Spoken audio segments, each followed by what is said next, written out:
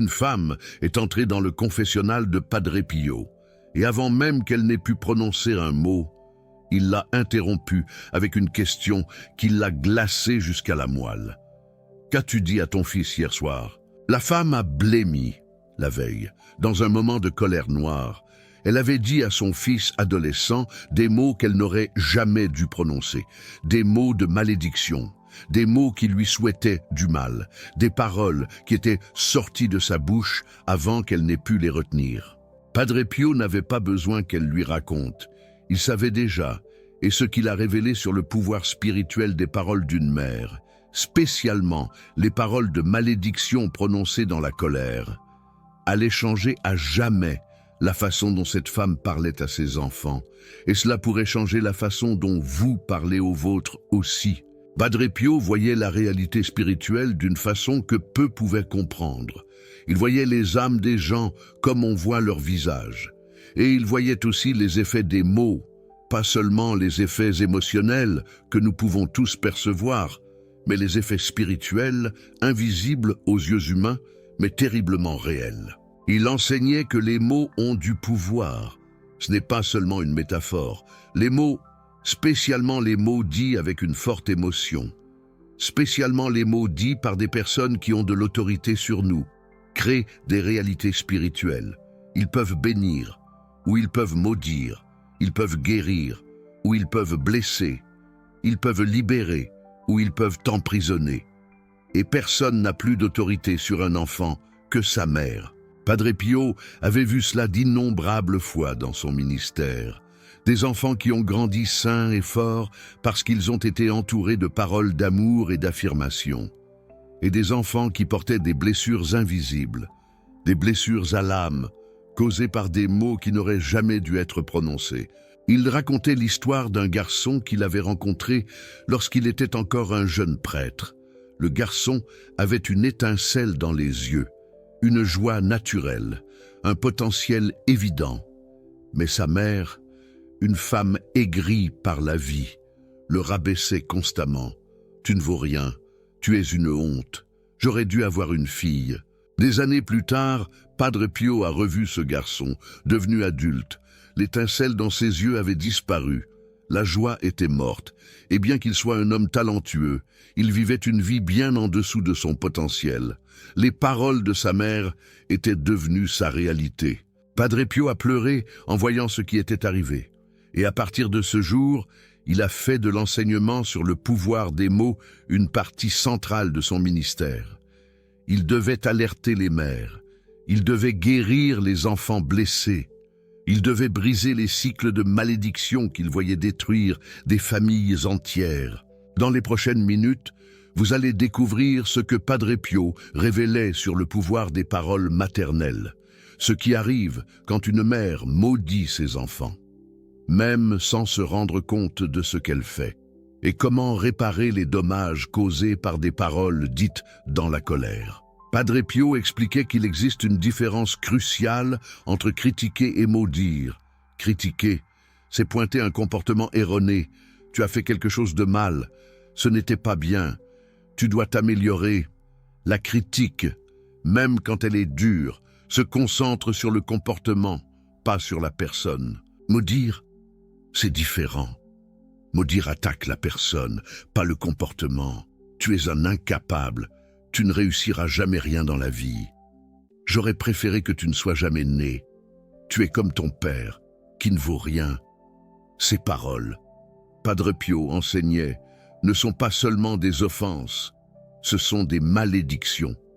Et les malédictions ont un pouvoir spirituel. Il racontait l'histoire d'une jeune femme venue à San Giovanni Rotondo avec une dépression qu'aucun traitement ne parvenait à guérir. Les médecins avaient tout essayé. Les thérapeutes avaient exploré son passé. Rien ne fonctionnait. L'obscurité intérieure persistait. Padre Pio l'a écouté dans le confessionnal. Puis il a posé une question étrange. « Que te disait ta mère quand tu étais enfant ?» La jeune femme a commencé à raconter. Sa mère, une femme bonne mais avec un tempérament explosif, avait l'habitude de dire des choses terribles dans ses moments de colère. « Tu es une honte, tu détruis tout. » Tu finiras seule et malheureuse. Padre Pio l'a interrompu. Ces paroles sont gravées dans ton âme. Elles sont devenues des malédictions que tu portes depuis des années, et tant qu'elles ne seront pas brisées, aucun traitement ne fonctionnera complètement. Cette révélation a été le début de la guérison. Padre Pio l'a guidée dans un processus de libération des malédictions maternelles, et la dépression qui résistait à tous les traitements a commencé à céder. Padre Pio racontait que des cas comme celui-ci étaient beaucoup plus communs que les gens ne l'imaginaient. Il voyait constamment des personnes avec des problèmes émotionnels, psychologiques, même physiques, dont la racine se trouvait dans des paroles de malédiction reçues dans l'enfance. Les médecins traitaient les symptômes, mais n'atteignaient pas la cause spirituelle sous-jacente. Cela ne signifie pas que tout problème a son origine dans des malédictions. Beaucoup ont des causes naturelles qui nécessitent un traitement naturel. Mais lorsque les traitements conventionnels ne fonctionnent pas complètement, quand il y a une persistance inexpliquée de symptômes, il vaut la peine d'investiguer s'il y a une dimension spirituelle impliquée. Ce n'était pas de la magie, c'était la suppression d'une cause spirituelle que personne n'avait identifiée. Padre Pio expliquait que les mots sont comme des graines plantées dans l'âme. Les mots positifs sont des graines de fleurs. Elles croissent, fleurissent, produisent de bons fruits. Les mots négatifs sont des graines de mauvaises herbes. Elles aussi croissent, elles aussi se multiplient, et elles étouffent tout ce qui est bon. Quand une mère dit à son enfant « tu es intelligent », elle plante une graine d'intelligence. L'enfant commence à se voir comme intelligent, agit comme intelligent, cherche à développer son intelligence. Le mot devient réalité. Mais quand une mère dit « tu es bête », elle plante une graine de bêtise. L'enfant commence à se voir comme bête, arrête d'essayer, évite les défis, accomplit la prophétie que sa mère a faite sur lui. Padre Pio voyait cela avec une clarté mystique. Il voyait les mots être plantés, il voyait les graines germer, il voyait les plantes croître, pour le bien ou pour le mal, et il voyait combien il était difficile d'arracher une mauvaise herbe qui avait créé des racines profondes au fil des années. C'est pourquoi il insistait tant sur la prévention. Il était beaucoup plus facile de ne pas planter la mauvaise graine que de l'arracher après. Il était beaucoup plus facile de bénir dès le début que d'avoir à défaire des malédictions des années plus tard. Padre Pio expliquait que les paroles d'une mère ont un pouvoir spécial parce qu'il existe un lien unique entre mère et enfant. Ce lien commence dans l'utérus, où l'enfant vit littéralement à l'intérieur de la mère, nourri par son corps, connecté par son sang, et ce lien ne se rompt pas à la naissance, il continue, de façon spirituelle, tout au long de la vie. À cause de ce lien, les paroles d'une mère pénètrent plus profondément dans l'âme de l'enfant que les paroles de n'importe qui d'autre. Les bénédictions d'une mère sont spécialement puissantes, et les malédictions aussi. Padre Pio racontait l'histoire d'un homme d'affaires prospère qui, malgré tout son succès extérieur, se sentait constamment inadéquat. Ce n'était jamais suffisant. J'avais toujours l'impression que j'allais échouer. Je vivais avec une anxiété qu'aucune conquête n'apaisait. Quand ils ont enquêté sur son passé auprès de Padre Pio, ils ont découvert que sa mère, frustrée par sa propre vie, avait l'habitude de le comparer négativement avec d'autres enfants. « Tu ne seras jamais aussi bon que le fils de la voisine. Pourquoi ne peux-tu pas être comme les autres garçons? Tu seras toujours un raté. » Ces mots, prononcés il y a des décennies, résonnaient encore dans l'âme de cet homme. Ils étaient devenus une programmation intérieure qui contredisait toute évidence de succès. Il était objectivement quelqu'un de réussi, mais subjectivement, il se sentait un échec, parce que les paroles de sa mère avaient créé cette réalité spirituelle. Calmez-vous, car maintenant, je vais vous expliquer les différents types de malédictions que Padre Pio identifiait dans les paroles des parents. Le premier type est la malédiction d'identité. Ce sont des mots qui définissent qui l'enfant est, pas ce qu'il a fait. Tu es stupide, tu es laid, tu es inutile, tu es méchant, Ces mots créent une identité négative que l'enfant intériorise et porte toute sa vie. Padre Pio voyait des gens qui luttaient contre ces identités fausses, des adultes intelligents qui se croyaient stupides parce que leur mère l'avait dit quand ils étaient enfants, des personnes belles qui se voyaient laides, des personnes talentueuses qui se sentaient inutiles. La malédiction d'identité avait remplacé la vérité par un mensonge. Le deuxième type est la malédiction de destin. Ce sont des mots qui prophétisent un futur négatif. Tu vas finir à la rue. Tu ne réussiras jamais rien. Tu seras abandonné comme ton père m'a abandonné. Personne ne t'aimera jamais. Ces mots, Padre Pio expliquait, ont un pouvoir prophétique pervers. Parce que quand un enfant entend sa mère dire ce qui va lui arriver, cet enfant tend à accomplir la prophétie. Non pas parce que le destin était écrit, mais parce que la malédiction a créé une expectation qui est devenue réalité, une sombre prédiction qui se réalise. Le troisième type est la malédiction de rejet. Ce sont des mots qui communiquent que l'enfant n'est pas désiré. J'aurais aimé que tu ne sois jamais né. Tu as ruiné ma vie. Je ne t'aime plus. Tu n'es plus mon enfant. Padre Pio voyait des adultes dévastés par ces mots, même des décennies plus tard. La blessure du rejet maternel est l'une des plus profondes qui existent. Et quand elle est exprimée en mots, la blessure se transforme en malédiction active. Le quatrième type est la malédiction de comparaison. Ce sont des mots qui diminuent l'enfant en le comparant négativement avec d'autres. Pourquoi ne peux-tu pas être comme ton frère, Jean? La fille de Madame Dubois est tellement mieux que toi. J'aurais aimé avoir un enfant comme celui-là. Ces mots créent une blessure d'inadéquation qui poursuit la personne toute sa vie. Peu importe ce qu'elle conquiert, ce ne sera jamais suffisant. Il y aura toujours quelqu'un de meilleur. La malédiction de la comparaison vole la capacité de se sentir satisfait de soi-même. Padre Pio identifiait aussi des malédictions voilées qui sont également puissantes mais moins évidentes. Ce sont des expressions comme « avec toi, c'est toujours pareil »,« tu ne changes jamais »,« je ne sais pas pourquoi j'essaie encore »,« tu me déçois toujours ». Ces phrases semblent moins graves, mais Padre Pio voyait qu'elles avaient le même effet spirituel. Elles définissent, prophétisent, rejettent. Ce sont des malédictions déguisées en exaspération. Padre Pio mettait aussi en garde contre les malédictions silencieuses.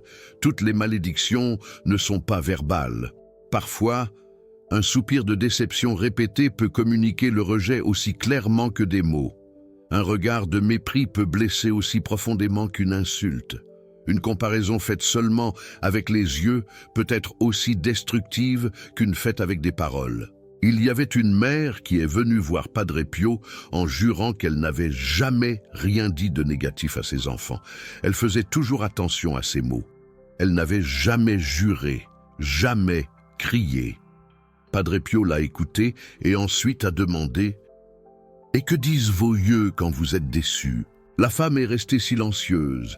Elle ne criait pas, c'est vrai, mais son regard de déception était dévastateur.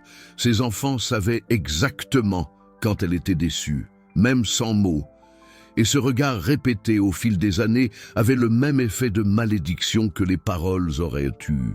Padre Pio l'a orienté à travailler aussi sur la communication non verbale, à bénir non seulement avec la bouche, mais avec les yeux, avec le toucher, avec la présence. L'enfant perçoit tout, et tout peut bénir ou maudire. Un autre type de malédiction silencieuse est l'absence. La mère qui n'est jamais présente, qui n'écoute jamais, qui ne participe jamais. Cette absence communique un message clair. Tu n'es pas assez important pour que je sois là. Padre Pio voyait des adultes qui portaient cette blessure d'absence. Ils n'avaient jamais entendu d'insultes, mais ils n'avaient jamais entendu non plus « je t'aime ». Ils n'avaient jamais été rejetés en paroles, mais ils n'avaient jamais été affirmés non plus. L'absence de bénédiction peut être aussi dommageable que la présence de malédiction. Il y avait une mère qui est venue voir Padre Pio, tourmentée par la culpabilité. Elle venait de réaliser combien de mal ses paroles avaient causé à ses enfants au fil des années. Elle avait dit des choses terribles dans des moments de colère, des choses qu'elle voyait maintenant comme des malédictions. Padre Pio l'a écoutée avec compassion. Il ne l'a pas condamnée. Il savait que la plupart des mères qui maudissent leurs enfants ne le font pas par méchanceté. Elles le font par faiblesse, par épuisement, par des blessures non guéries qui débordent sur les enfants. Mais il n'a pas minimisé non plus. Les paroles ont été dites, a-t-il dit, et elles ont eu un effet. Maintenant, nous devons travailler pour défaire cet effet. Et alors, Padre Pio lui a enseigné un processus de réparation que je vais partager avec vous maintenant. La première étape est la reconnaissance. La mère doit reconnaître, devant Dieu, que ses paroles étaient des malédictions. Il ne sert à rien de minimiser ou de justifier. J'étais fatigué. Il l'a mérité. Tout le monde parle comme ça. Ces justifications empêchent la guérison. Il faut dire, j'ai maudit mon enfant avec mes paroles. C'était un péché grave. La deuxième étape est la confession sacramentelle. Padre Pio insistait sur le fait que les malédictions prononcées sur les enfants doivent être confessées à un prêtre, non seulement mentionnées comme « j'ai dit des choses méchantes », mais confessées spécifiquement. J'ai dit à mon fils qu'il était inutile. J'ai dit à ma fille qu'elle ne serait jamais aimée. Le sacrement de la confession a le pouvoir de briser les malédictions. La troisième étape est la demande de pardon à l'enfant. Cela doit être fait personnellement, en regardant l'enfant dans les yeux, sans excuse ni justification. J'ai dit des choses terribles à toi. Ces paroles étaient des mensonges. Elles ne définissent pas qui tu es. Je te demande pardon pour avoir dit ça. Padre Pio alertait sur le fait que cette étape peut être douloureuse. L'enfant peut ne pas pardonner immédiatement. Il peut réagir avec colère, avec des larmes, avec des accusations. La mère doit recevoir cela avec humilité. Elle a causé la blessure. Maintenant, elle doit permettre à l'enfant d'exprimer la douleur. La quatrième étape est la bénédiction consciente. Après avoir brisé les malédictions, la mère doit les remplacer par des bénédictions et pas des bénédictions génériques. Des bénédictions spécifiques qui contredisent chaque malédiction prononcée. Si vous avez dit « tu es stupide », vous devez maintenant dire « je bénis ton intelligence ». Dieu t'a fait intelligent et capable.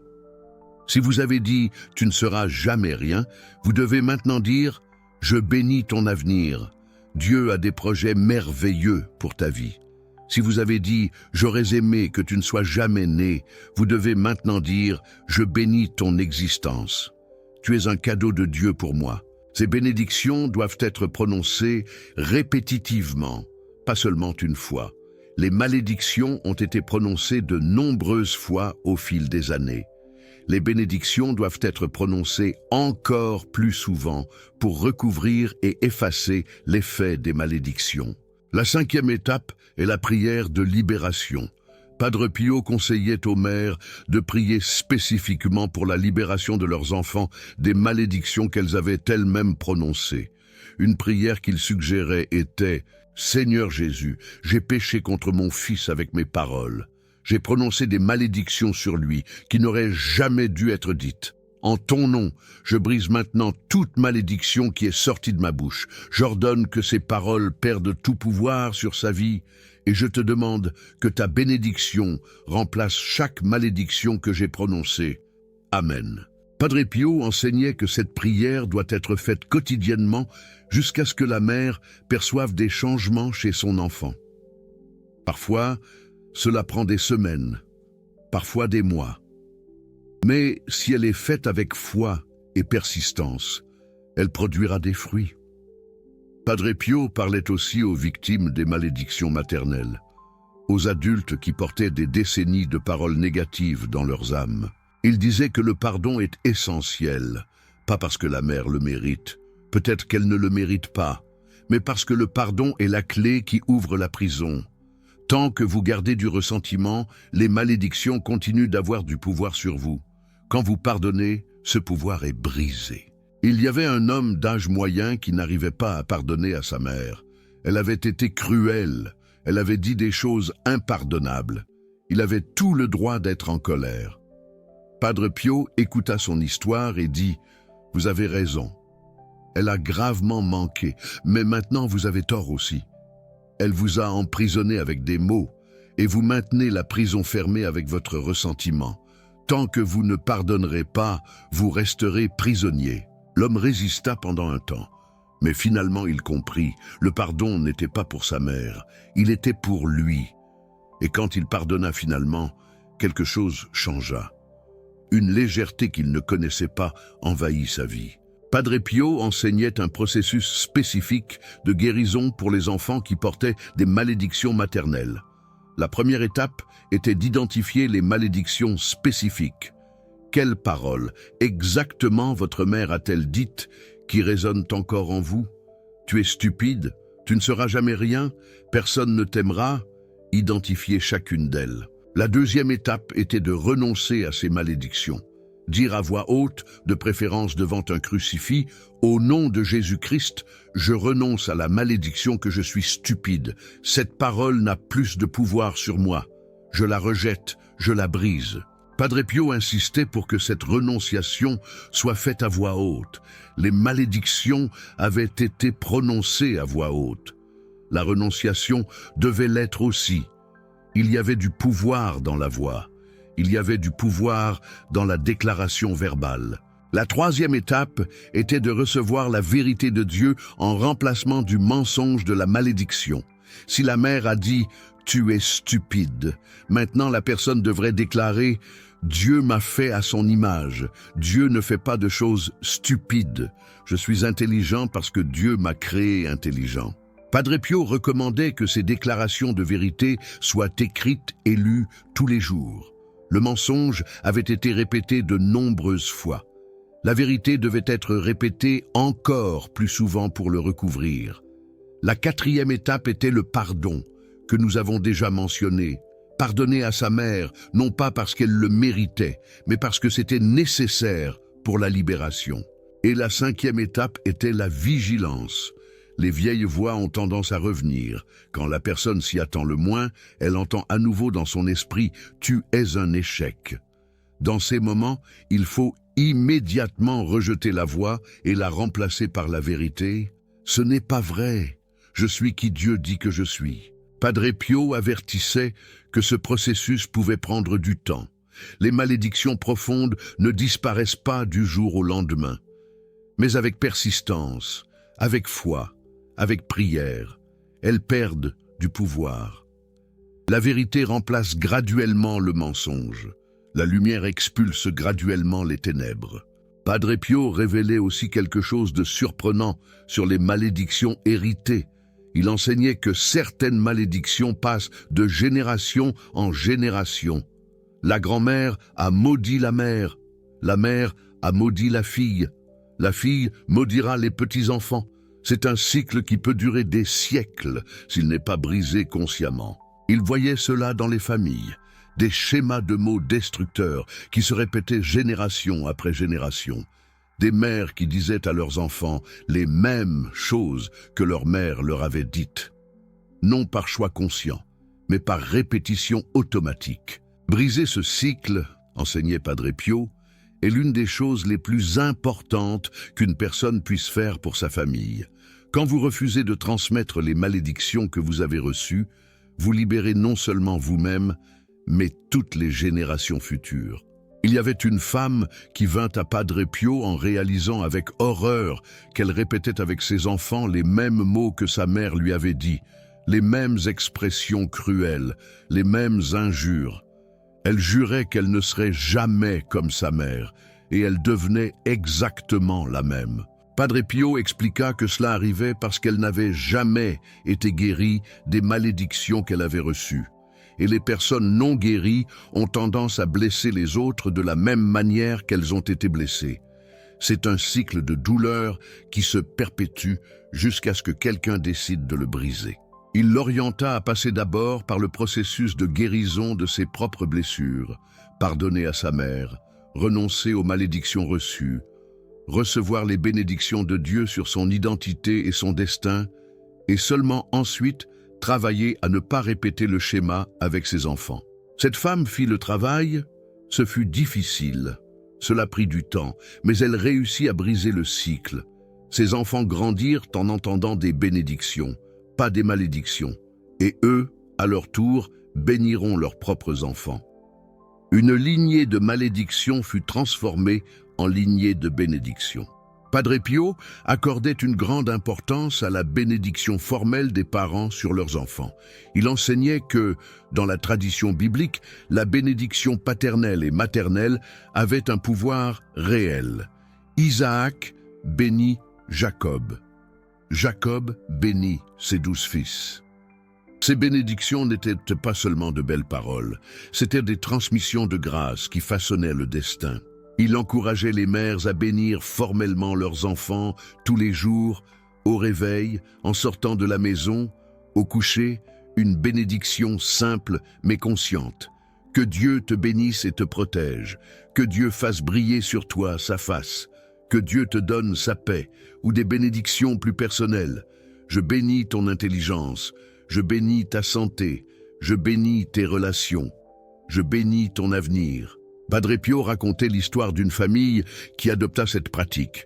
Tous les soirs, avant de dormir, la mère faisait le signe de la croix sur le front de chaque enfant et disait une bénédiction spécifique. Pour les enfants, une fois adultes, cette bénédiction nocturne était l'un des souvenirs les plus précieux de leur enfance. Et ils faisaient la même chose avec leurs propres enfants. Cette famille, Padre Pio l'observait, avait une protection spéciale. Les enfants grandissaient en sécurité, confiants, avec une identité solide. Les bénédictions quotidiennes avaient créé une forteresse spirituelle qui les protégeait des tempêtes de la vie. Il enseignait aussi sur la bénédiction dans les moments spéciaux, à la veille d'examens importants, avant des voyages, au début de nouveaux emplois, lors d'anniversaires, lors de mariages. Ces moments de transition sont particulièrement importants pour la bénédiction. Un mot d'affirmation dans ces moments peut faire une différence éternelle. Il y avait un jeune homme qui partait à la guerre. Sa mère, guidée par Padre Pio, la bénit formellement avant son départ. Elle a posé ses mains sur sa tête et a dit « Je te bénis, mon fils, que Dieu te protège, qu'il te ramène à moi, qu'il te libère de tout mal. » Le jeune homme a survécu à la guerre. Il a traversé des situations qui ont tué beaucoup de ses compagnons. Et il disait toujours que la bénédiction de sa mère était son bouclier. Il sentait la protection.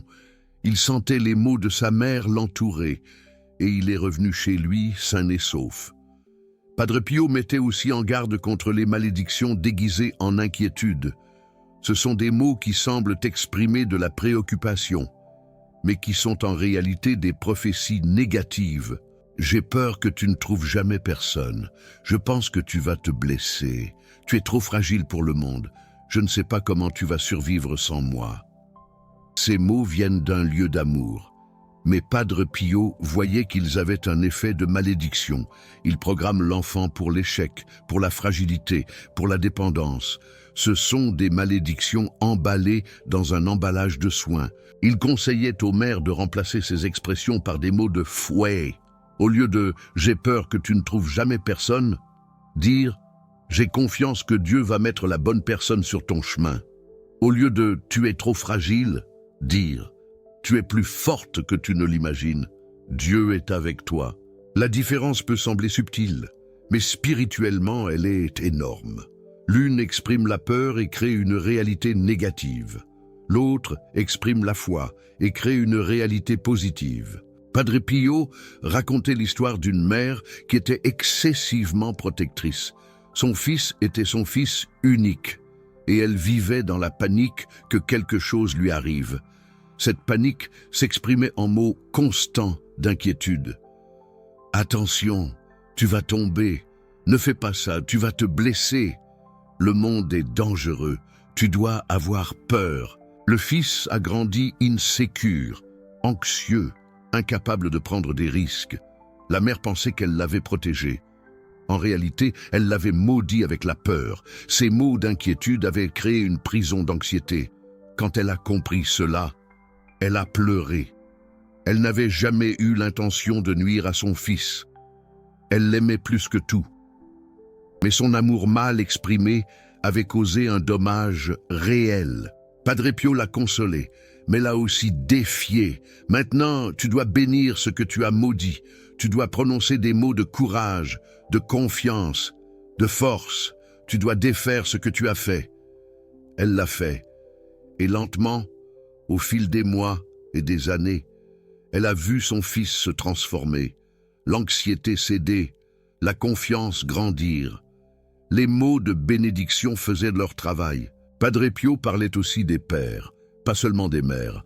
Les mots paternels ont aussi un grand pouvoir, surtout sur les fils. Mais il remarquait que les mères avaient tendance à avoir plus d'occasion de parler, d'instruire, de corriger. Elles passaient plus de temps avec leurs enfants, et donc avaient plus d'occasion de bénir ou de maudire. Il conseillait au couple de se surveiller mutuellement. Si la mère se rend compte qu'elle est sur le point de dire quelque chose de destructeur, le père devrait intervenir gentiment, et vice-versa.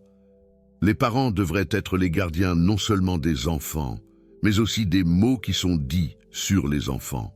Il y avait un couple qui est venu voir Padre Pio avec ce problème spécifique. Le mari avait tendance à exploser de colère et à dire des choses terribles à ses enfants. La femme était paralysée, sans savoir quoi faire. Padre Pio lui a conseillé d'intervenir immédiatement chaque fois que cela se produisait, de dire à son mari « Arrête, ces mots ne peuvent pas être dits ». Et ensuite, devant les enfants, de contredire la malédiction du père avec une bénédiction. « Ce n'est pas vrai », elle devait dire, « Vous n'êtes pas inutile, vous êtes précieux. Votre père était en colère et a dit ce qu'il n'aurait pas dû dire. » Cette intervention immédiate diminuait le pouvoir de la malédiction. Elle ne l'éliminait pas complètement, mais réduisait son impact. Et au fil du temps, le mari a commencé à mieux contrôler ses explosions, sachant que sa femme allait le contredire. Padre Pio mettait aussi en garde contre le danger de malédiction dite entre les parents eux-mêmes. Quand la mère insulte le père devant les enfants, quand elle dit qu'il est un incapable, un raté, elle ne blesse pas seulement son mari, elle blesse les enfants aussi, surtout les fils qui s'identifient au père. Si le père est un raté, qu'est-ce que cela dit de moi qui suis son fils? De la même manière, quand le père déprécie la mère, les enfants sont aussi blessés, surtout les filles. Si la mère est méprisable, qu'est-ce que cela dit de moi qui suis sa fille? Padre Pio voyait des couples qui détruisaient leurs enfants, non pas directement, mais indirectement, à travers les mots qu'ils disaient l'un sur l'autre. La dispute était entre les parents, mais les victimes étaient les enfants. Vous venez d'apprendre des vérités profondes sur le pouvoir des mots maternels que Padre Pio a révélées tout au long de son ministère. Des vérités qui peuvent libérer des familles entières de cycles de malédiction.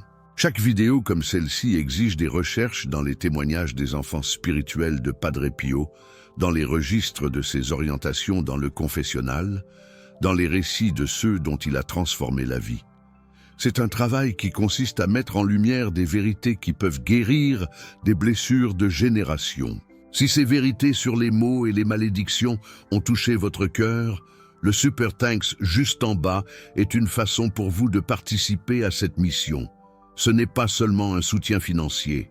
C'est vous qui dites que ces vérités doivent atteindre plus de familles, que plus de mères doivent apprendre à bénir au lieu de maudire.